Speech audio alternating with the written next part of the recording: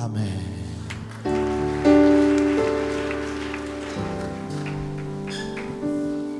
Amen. Tu vas saluer la personne à côté de toi, tu lui dis bienvenue dans la présence du Seigneur.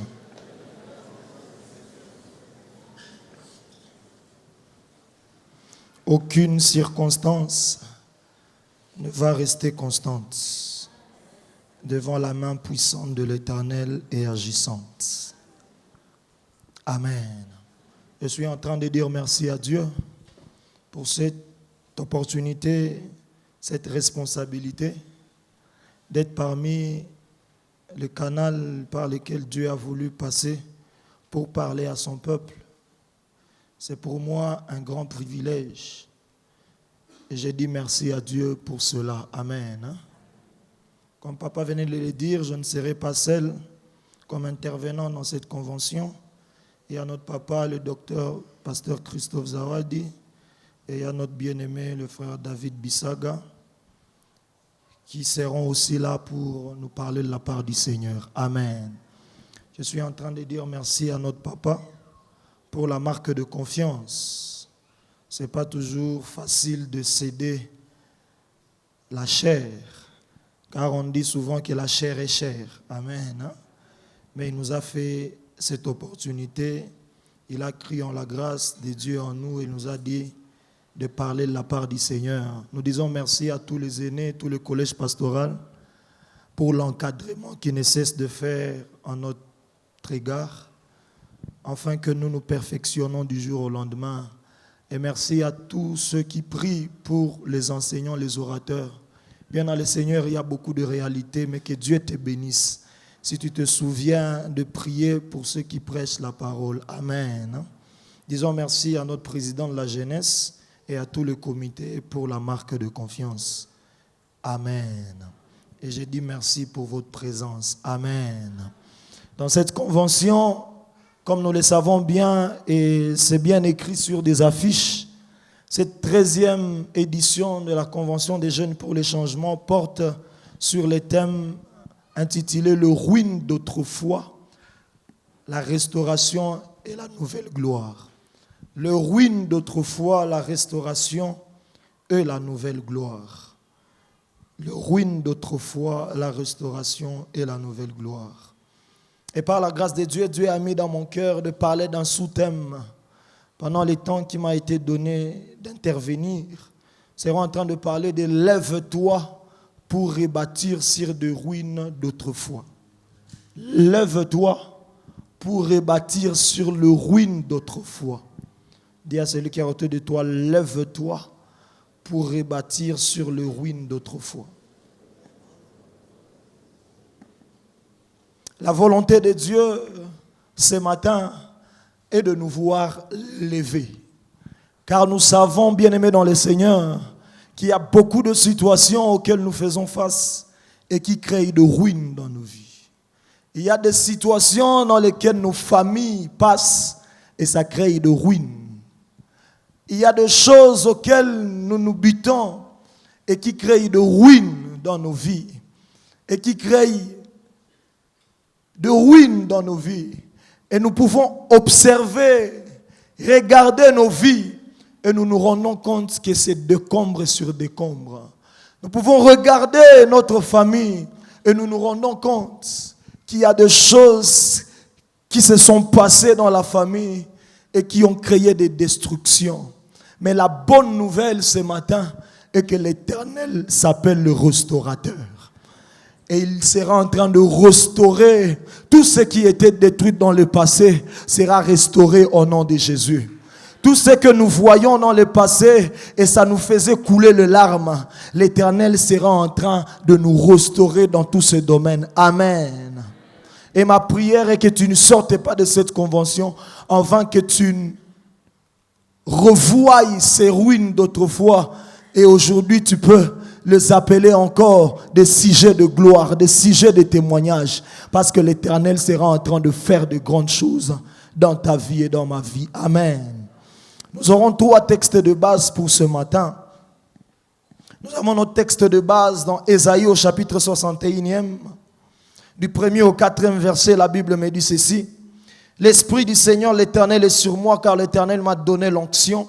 Il m'a envoyé pour porter de bonnes nouvelles à ceux qui sont humiliés, pour penser ceux qui ont le cœur brisé, pour proclamer aux captifs leur libération et aux prisonniers leur élargissement, pour proclamer une année favorable de la part de l'Éternel, à un jour de vengeance de notre Dieu, pour consoler tous ceux qui sont dans le deuil, pour accorder à ceux de Sion qui sont dans le deuil, pour leur donner de la splendeur au lieu de cendre, une huile de joie au lieu du deuil, un vêtement de louange au lieu d'un esprit abattu, afin qu'on les appelle térébintes de la justice, plantation de l'Éternel, pour servir à sa splendeur. Verset 4. Ils rebâtiront sur d'anciennes ruines. Ils rebâtiront sur d'anciennes ruines, ils relèveront d'antiques décombres, ils rénoveront de villes désertes, dévastées pendant des générations. Amen. Ésaïe toujours au chapitre 58e, Ésaïe 58, le verset 12, la Bible me dit, grâce à toi l'on rebâtira sur d'anciennes ruines. Dis avec moi, grâce à moi on rebâtira sur d'anciennes ruines. Tu relèveras le fondement des générations passées, on t'appellera réparateur de brèches, c'est lui qui restaure les sentiers, qui rend le pays habitable. Amen. Qu'à cause de toi, cette province soit habitable au nom de Jésus. Qu'à cause de toi, que ta famille soit habitable au nom de Jésus. Qu'à cause de toi, que ce pays soit habitable au nom de Jésus. Et nous finissons par Ésaïe au chapitre 60e. 60e du 1er au 3e verset. Lève-toi, brille, car ta lumière paraît. Et la gloire de l'Éternel s'élève sur toi. Car voici que les ténèbres couvrent la terre. Et l'obscurité, le peuple, mais sur toi l'Éternel s'élève. Sur toi sa gloire apparaît. Des nations marcheront à ta lumière. Et de rois à la clarté de ton aurore. Amen. Lève-toi pour rebâtir sur les ruines d'autrefois. Lève-toi pour rebâtir sur des ruines d'autrefois. Amen. Bien dans le Seigneur, en parlant de lève-toi, ça tire son origine du grec qui veut dire egeiro. Egeiro qui a beaucoup de sens. Quand on dit lève-toi, egeiro, c'est-à-dire réveille-toi du sommeil. C'est-à-dire se réveiller du sommeil de la mort. C'est-à-dire revenir à la vie. C'est-à-dire s'élever, apparaître. C'est-à-dire faire apparaître ou présenter au public. Faire apparaître, présenter au public. Quand l'Éternel nous dit ce matin, lève-toi, c'est-à-dire tu dois sortir de ta cachette pour être présenté au public. C'est-à-dire tu dois sortir de l'obscurité pour être présenté dans la lumière. C'est-à-dire tu dois sortir de là où tu étais couvert pour être présenté. Je me souviens de ces passages de la Bible. Dans 1 Samuel au chapitre 10e. Si nous commençons au 15e verset en descendant. C'est l'histoire du peuple d'Israël. À un certain moment, le peuple d'Israël est en train de demander à Samuel de leur donner un roi. Nous voulons être comme d'autres peuples. Nous avons besoin d'un roi. Samuel leur dit non, l'Éternel est votre roi. Il dit non, même si l'Éternel est notre roi, il est invisible. Nous avons besoin d'un roi que nous pouvons voir. Quand nous avons besoin de difficultés, nous nous présentons devant lui. Nous partons, nous savons son adresse. Et Samuel est en train de dire, assemblez-moi toutes les tribus. Et l'Éternel sera en train de se choisir un roi. On a rassemblé toutes les tribus. Et la tribu de Benjamin a été choisie. Et on a rassemblé toutes les familles de la tribu de Benjamin. Et la famille de Kis a été choisie. Et on a rassemblé tout le fils de Kis. Et Saoul a été choisi. Mais le problème est que Saoul n'était pas là. Et Samuel est en train de dire, allez chercher Saoul. Parce qu'il n'est pas là, alors que c'est lui qui est choisi. Et les hommes sont partis chercher Saoul sans le trouver. Et Samuel était obligé de consulter encore l'Éternel. Pour que l'Éternel lui dise où était Saoul. Et l'Éternel est en train de dire à Samuel, Saoul est caché derrière le bagage.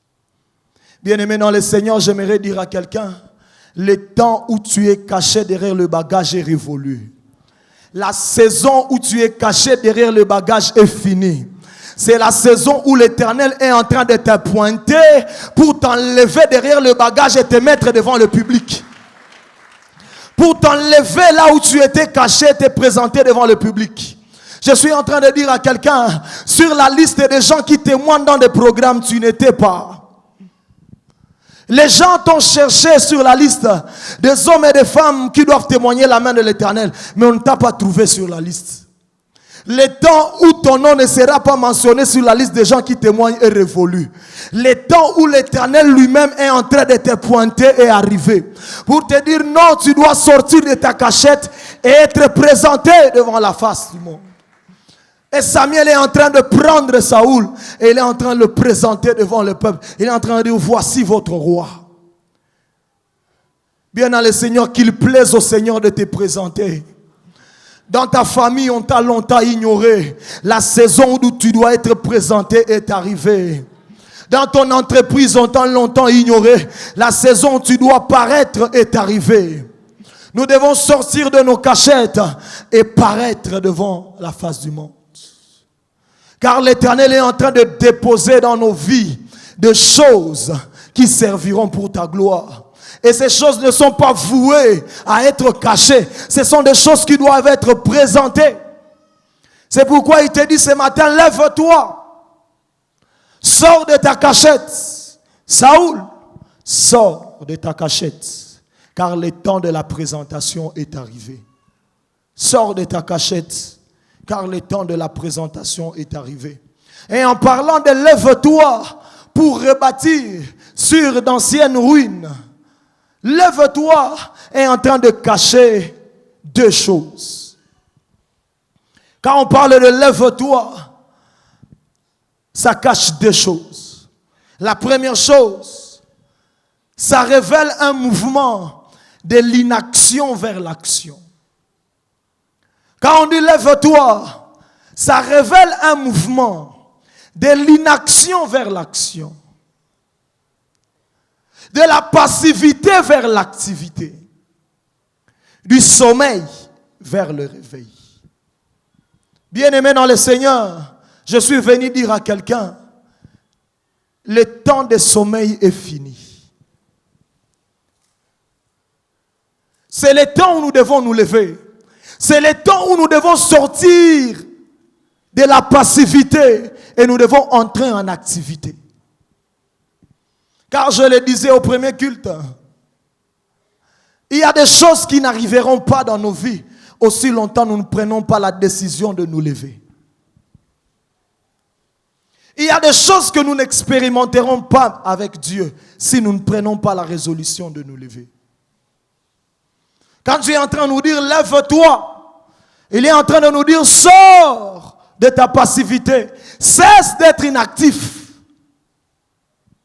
Cesse d'être inactif. Cesse d'être un observateur. Et tu peux voir des gens dans des familles qui observent comment le diable est en train de détruire leur famille, mais ils ne font rien. Tu observes comment le diable est en train de détruire tes enfants, mais tu ne fais rien. Tu restes inactif. Tu vois comment ton travail est en train d'être détruit, mais tu restes inactif. Tu vois comment ta destinée est en train de prendre une autre allure négative, mais tu restes inactif. Bien-aimé dans le Seigneur, le temps de regarder des situations sans poser des actions est fini. Si Dieu nous a placés, nous a enrôlés dans son armée, en tant que ses serviteurs et ses servantes, ce n'est pas pour que nous voyions des situations et ne pas réagir. Bien dans le Seigneur, nous ne sommes pas de ceux-là qui sommes appelés à subir, mais nous sommes de ceux-là qui devons faire subir. C'est pourquoi la chrétienté d'aujourd'hui est devenue comme une vulnérabilité.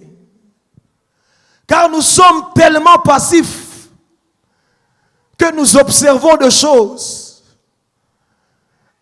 Et puis notre seule réaction, c'est mi wabo tunata kufa. Jo éviter na binanzaka. Que le diable est en train d'introduire, il est en train d'imposer certaines lois dans les familles. C'est comme un bien-aimé pour qui on a eu à prier à un certain moment. Dans leur famille, les hommes n'atteignaient pas 25 ans. Le jour où tu célèbres ton 25e anniversaire, tu dois mourir ce jour-là. Et ils avaient déjà perdu au moins 4 ou 5 garçons. 25 ans d'anniversaire. Même si tu dis, je ne veux pas sortir de la maison, une balle perdue va te rencontrer là.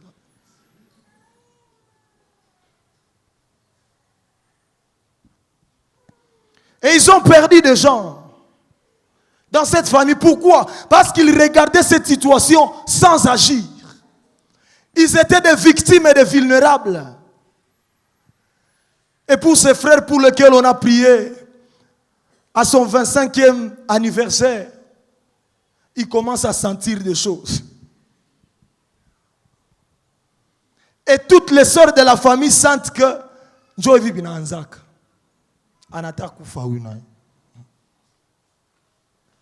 Mais ils ont pris le réflexe, ils se sont levés, ils ont pris conscience, ils ont dit non, non. Comme dans Actes des Apôtres au chapitre 12. Vous avez tué d'autres apôtres, vous avez tué Jacques, mais Pierre ne sera pas tué. Et l'église s'est levée dans la prière. Même si on a emprisonné Pierre, l'église s'est levée. Bien dans le Seigneur, il y a des situations que nous vivons. C'est parce que nous ne sommes pas encore décidés de nous lever. Et si cette famille regardait sans rien faire, ils devaient enterrer leurs frères. Mais ces jours-là, ils ont pris conscience, ils ont dit non, non, on doit se lever dans la prière. Et on a alerté des gens afin que nous puissions prier. Et on a prié par la grâce de Dieu. C'est bien-aimé vie aujourd'hui.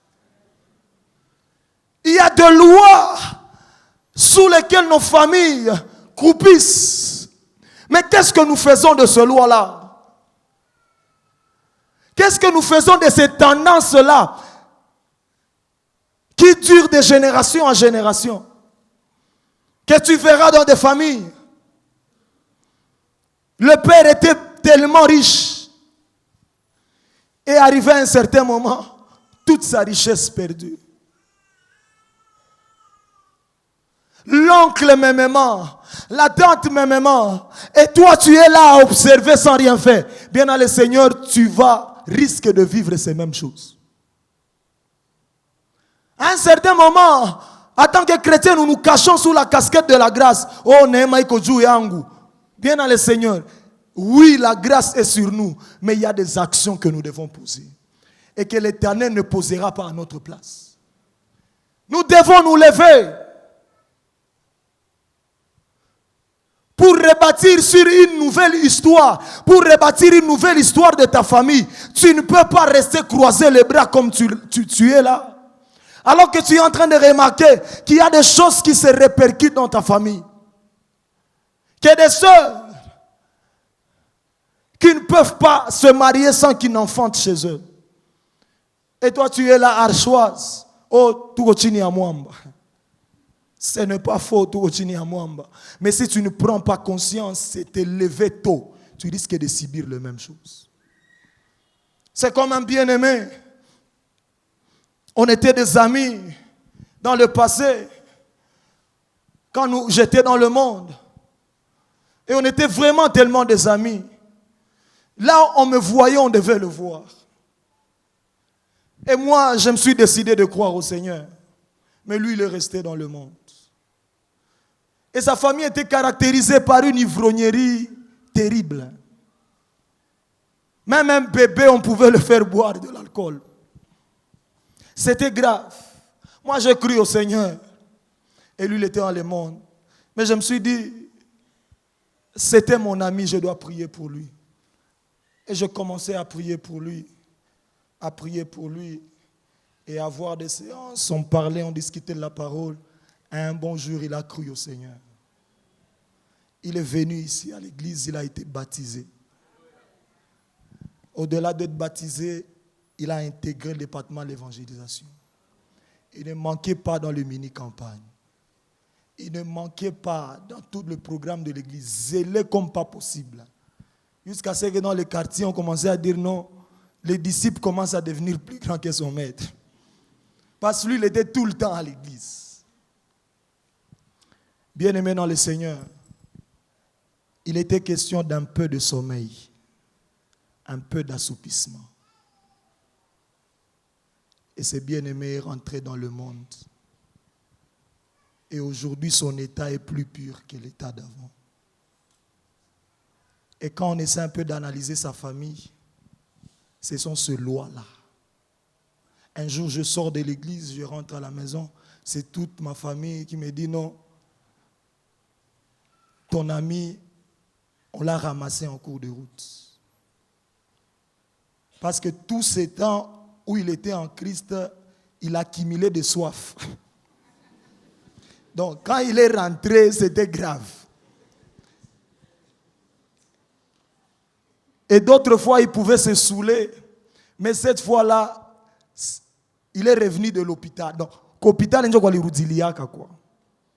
Ce qu'on devait le perfuser parce que c'était grave. Bien-aimé dans le Seigneur. Et puis tu nais dans une famille comme ça et tu es inactif. Tu nais dans une famille comme ça et tu souris. Tu nais dans une famille comme ça et tu crois que tout est normal. Tu dois te lever de ton sommeil. Tu dois te lever de ton sommeil. Proverbe est en train de dire un peu de sommeil, un peu d'assoupissement. Et la 17 te surprendra. Quand nous cédons au sommeil, nous sommes surpris. Et des surprises venues du fait que nous avions sommeillé, ce sont toujours des surprises désagréables.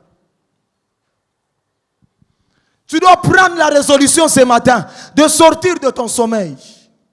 De cesser de voir les situations comme si c'est normal. De cesser de voir des choses comme si c'est normal. Bien-aimés dans le Seigneur,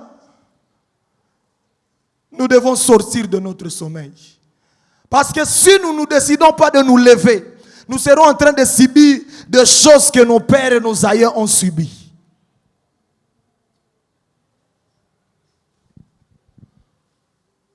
Réveille-toi, lève-toi. 1 Roi au chapitre 3e, du 16e au 23e verset. Nous connaissons tous cette histoire. C'est l'histoire de ces deux femmes prostituées. L'une a mis au monde. Et après quelque temps, sa voisine aussi a mis au monde. Et la Bible dit pendant la nuit, pendant qu'elle dormait, l'une s'est couchée sur son enfant. Et son enfant est mort. Et pendant la même nuit, pendant que l'autre voisine dormait encore, celle qui a perdu son enfant est venue avec son cadavre. Il l'a placé à côté de la femme qui avait son enfant vivant. Il a pris l'enfant vivant. Il est parti. Cette femme qui s'est endormie en pleine joie se réveille en plein deuil. Pourquoi? À cause du sommeil. La Bible dit lorsqu'il se réveilla, il a examiné bien son enfant. Et il s'est rendu compte que non, ça c'est pas mon enfant. Et ne pouvait pas se rendre compte que ce n'était pas son enfant. Aussi longtemps il était encore dans le sommeil. Il fallait qu'elle se lève. Tu ne te rendras pas compte que ce que tu vis n'est pas ce que tu dois vivre. Aussi longtemps tu ne t'es pas encore réveillé. Tu ne sauras pas te rendre compte que ta destinée, ce n'est pas celle que tu devais vivre. Si et seulement si tu ne prends pas la décision de te réveiller. C'est après le réveil que cette femme a dit non. Ce n'est pas mon fils. Moi, mon fils est vivant. Mais combien de fois nous nous promenons avec des cadavres qui ne sont pas les tiens? Combien de fois nous acceptons d'organiser des deuils que nous ne devons pas organiser?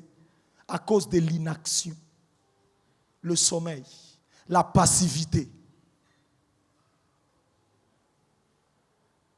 des dés que tu organises, tu ne pouvais pas organiser. Ton enfant est vivant quelque part. Mais on te fait croire que ton enfant est mort. Pourquoi? Parce que tu es en plein sommeil. Tu es inactif. Tu acceptes tout ce qui t'arrive. Comment tu peux accepter tout ce qui t'arrive? Tu prends normal tout ce qui t'arrive. Et d'autres personnes, et tout, il est. C'est-à-dire, à un certain moment, moi aussi, je suis préparé à avoir cette même maladie que mon père a. Parce que c'est des choses de notre famille. Tu es chrétien, tu es là, mais tu as de tels langages. Mais tu comprends les choses de cette manière-là. Bien-aimé, tu dois te réveiller. Je suis juste venu dire à quelqu'un, réveille-toi. La saison de dormir et de nous plonger dans le profond sommeil est finie. 1 Chronique, au chapitre 12e, le verset 40, parlant des fils d'Issachar, la Bible est en train de me dire qu'Israël ne pouvait rien faire sans consulter les fils d'Issachar. Car le fils d'Issachar avait l'intelligence du temps pour savoir ce qu'Israël doit faire.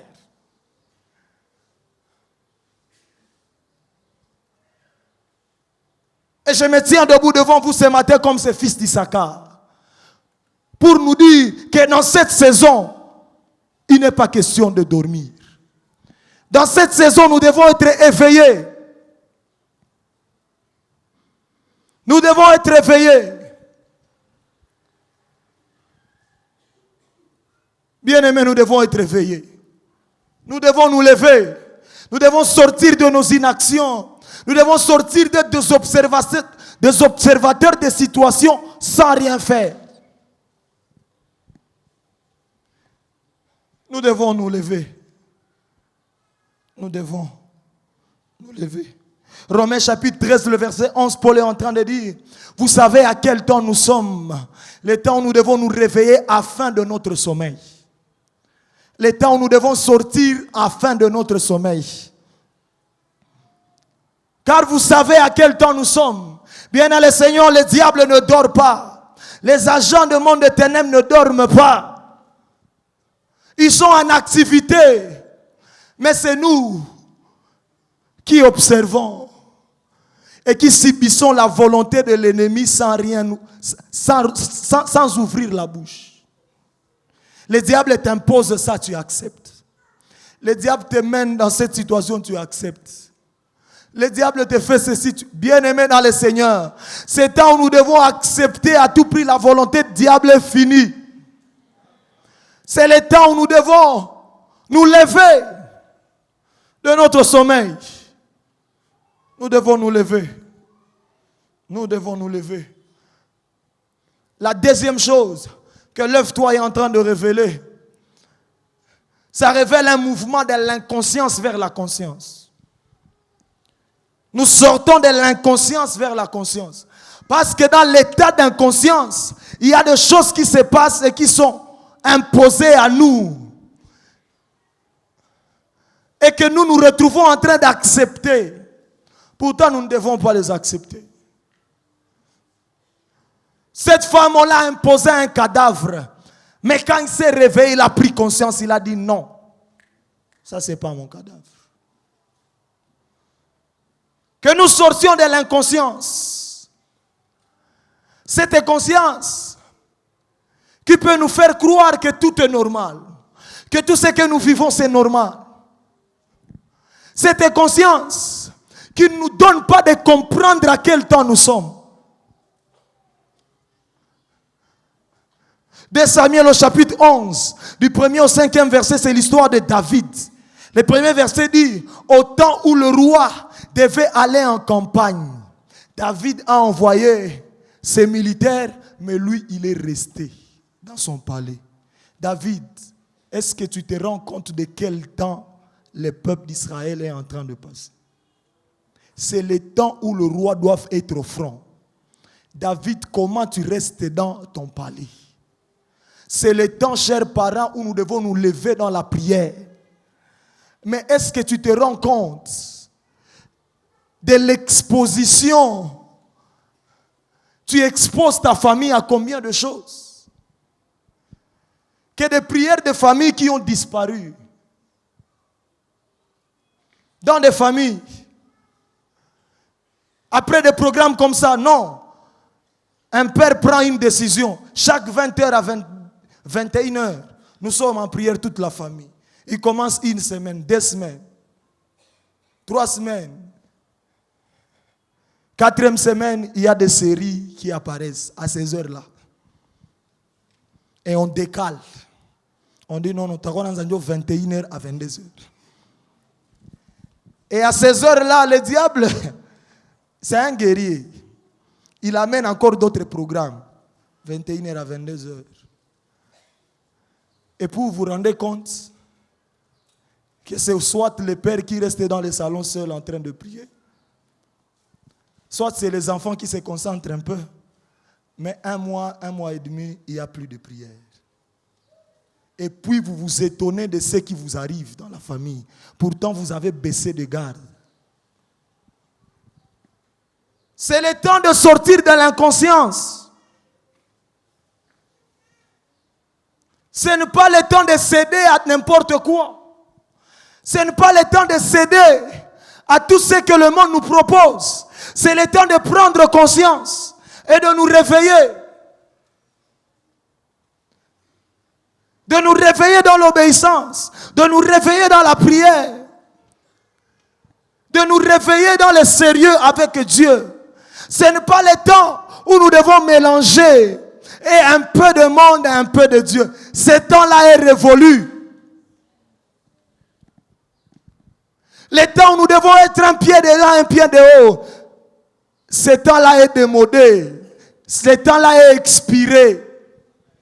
Le temps que nous vivons, c'est le temps où nous devons nous lever du sommeil. C'est le temps où nous devons prendre conscience.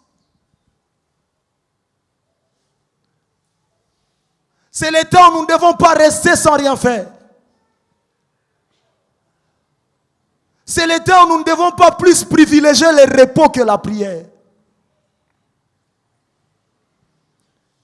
C'est le temps de se lever.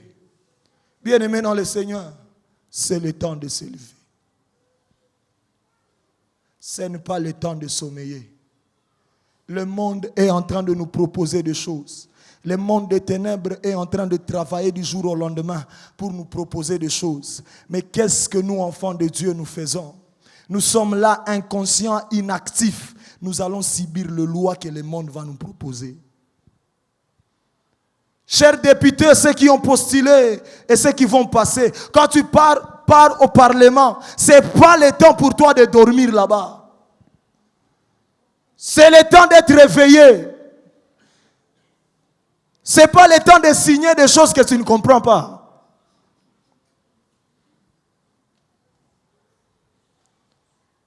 1 Pierre au chapitre 5, le verset 8e. J'aime la version Semeur, c'est qu'elle dit. La version Semeur est en train de dire: sortez de la distraction, soyez vigilants. Sortons de la distraction, soyons vigilants. Est-ce que ce qui se passe dans ta famille, c'est ce qui devait se passer?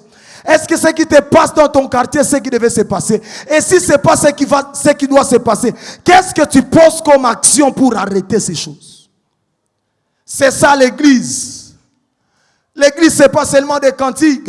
L'église, ce n'est pas seulement fléchir les genoux. Mais l'église, c'est se lever et affronter les difficultés. C'est se lever et arrêter certaines choses. L'Éternel n'a pas laissé sur la terre une église victime. L'Éternel n'a pas laissé sur la terre une église vulnérable. L'Éternel n'a pas laissé sur la terre une église qui subit. L'Éternel a laissé sur la terre une église qui impose ses lois.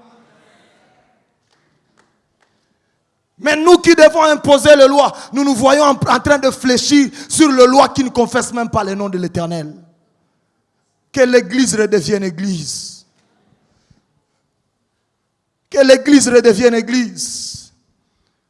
C'est nous qui fléchissons le genou. Pourquoi inconscience? Pourquoi inaction? C'est nous qui sommes là à observer des choses et puis nous nous lamentons après. Après tes lamentations, qu'est-ce qui a changé? Après t'avoir lamenté, tu subis les lois. Après t'avoir lamenté, tu subis les mêmes choses. Bien-aimés dans le Seigneur, nous ne devons pas être comme cet étonnement-là d'Ecclésiaste qui est en train de dire: j'ai vu quelque chose sous le soleil qui m'a étonné. Les esclaves marchent sur le cheval et les princes marchent à pied.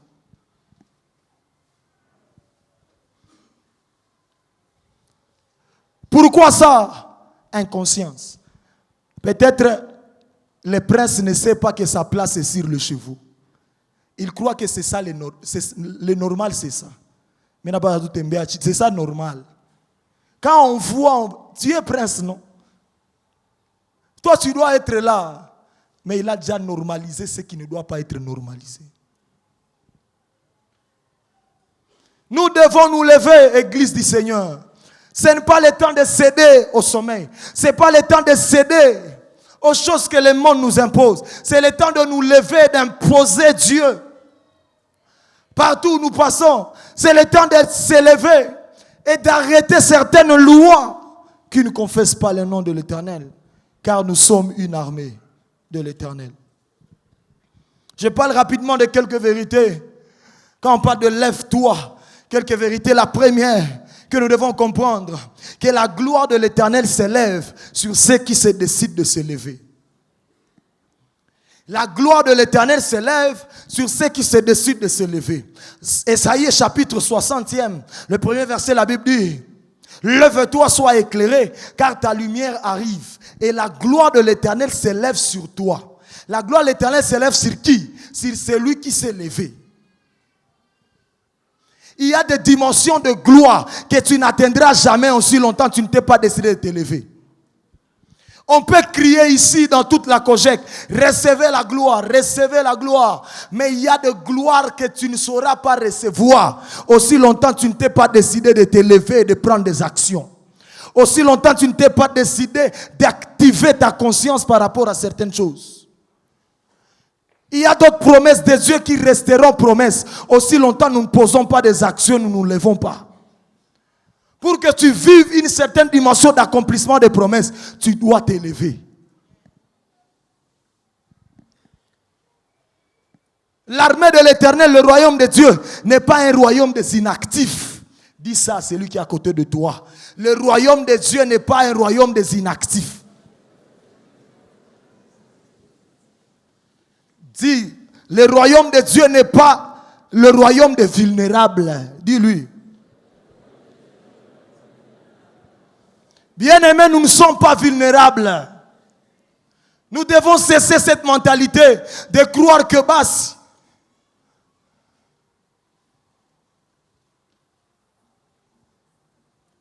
La gloire de l'Éternel s'élève sur ceux qui décident de se lever.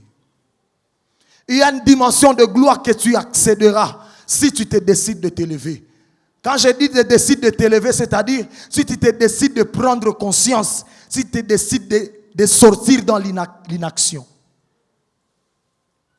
Amen. Bien-aimés, restauration et une nouvelle gloire, c'est bon. Mais nous devons commencer aux fondamentaux. Nous devons apprendre à nous lever et à prendre le devant.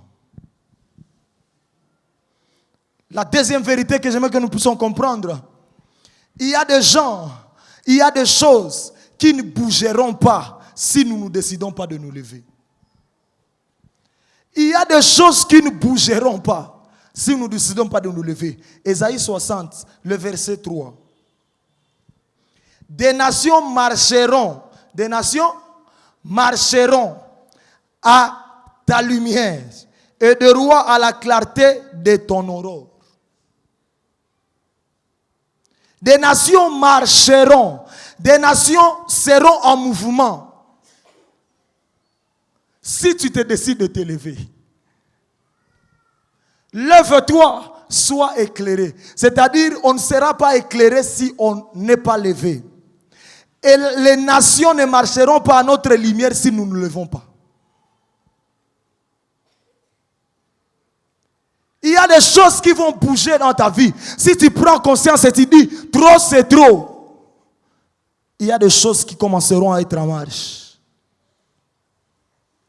Il y a des rois qui doivent marcher à ta lumière, mais tu n'accéderas pas à cette lumière si tu ne te décides pas de t'élever. Sors du sommeil. Lève-toi. Romains chapitre 8, le verset 19e. La Bible est en train de dire, le monde attend avec un ardent désir la manifestation des fils de Dieu.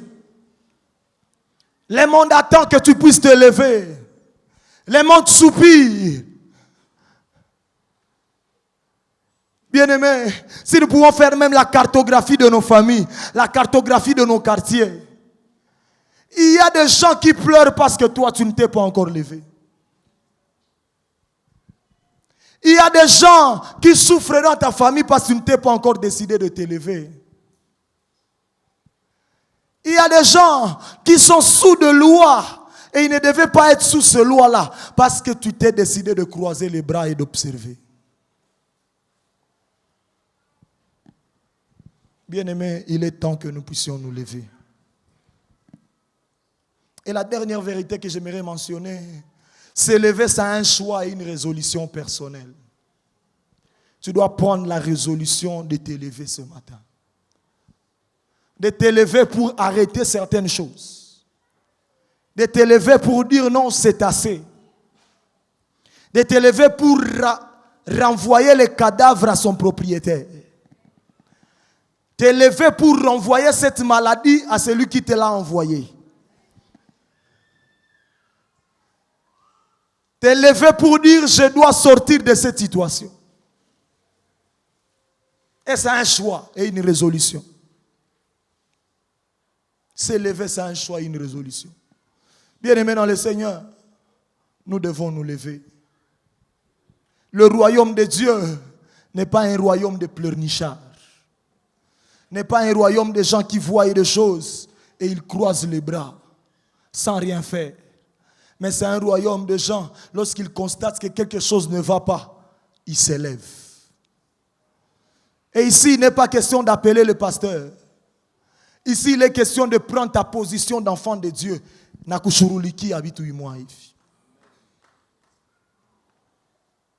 y a des choses qui sont collées à nous. Et nous nous sommes familiarisés à ces choses-là. Et nous sommes même entrés dans la peau de ces situations-là. Et nous sommes identifiés à ces choses-là. Parce que nous nous croyons vulnérables et victimes. Il est temps de sortir de ces carcans. Il est temps de sortir de cette prison-là.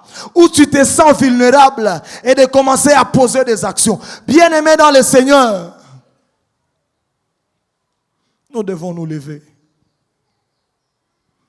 Car Dieu a une armée. Et nous sommes de cette génération, des gens qui doivent rebâtir sur l'ancienne ruine. Mais on ne saura pas rebâtir sans qu'au préalable nous puissions nous lever. On ne saura pas rebâtir sans qu'au préalable nous prenions conscience des degrés de la destruction qui s'est passée dans nos vies et dans nos familles. Nous ne saurons pas nous lever si nous ne prenons pas conscience que c'est notre responsabilité de nous lever et d'être debout. Nous sommes de cette génération, bien dans le Seigneur, des gens qui ne doivent pas céder à n'importe quoi. Des gens qui ne doivent pas céder à tout ce que le diable propose. Des gens qui ne doivent pas céder à tout ce que le monde des ténèbres propose. Mais des gens qui doivent se lever afin de commencer une nouvelle histoire. Je suis en train de dire à quelqu'un, avant la fin de cette convention, tu vas écrire une nouvelle histoire dans ta famille. Ta famille t'attend pour une réécriture d'une nouvelle histoire. Ta famille est en train d'attendre que toi. Ton quartier est en train d'attendre que toi. La RDC est en train d'attendre que toi. Que nous puissions nous lever. Ta famille est en train d'attendre que toi. Bien-aimés, nous devons nous lever.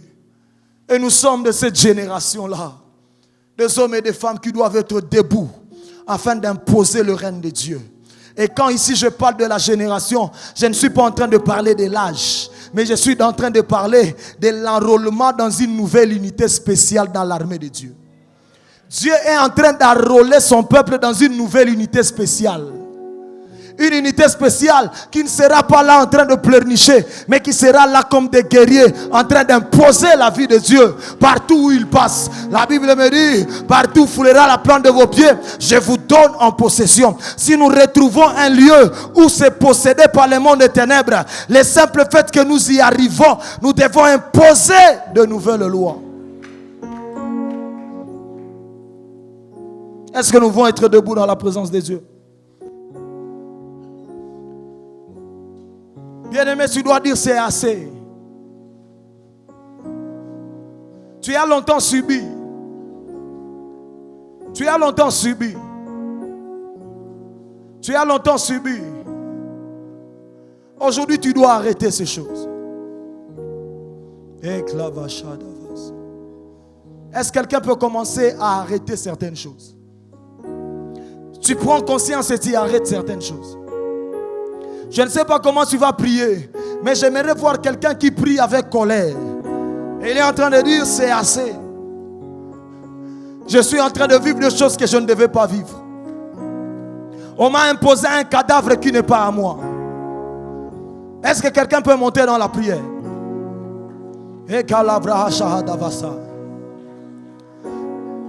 Bien-aimé, on ne prie pas comme ça lorsqu'on se rend compte que ce qu'on est en train de vivre n'est pas ce que nous devons vivre. On prie avec colère, avec force.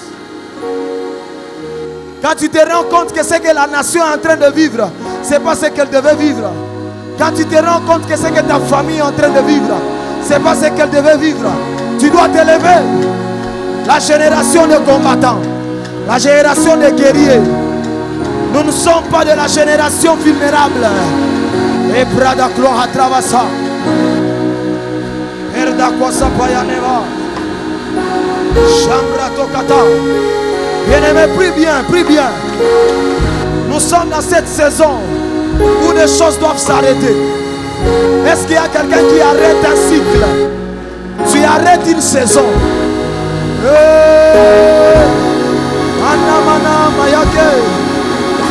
Il y a certaines personnes qui ont compris.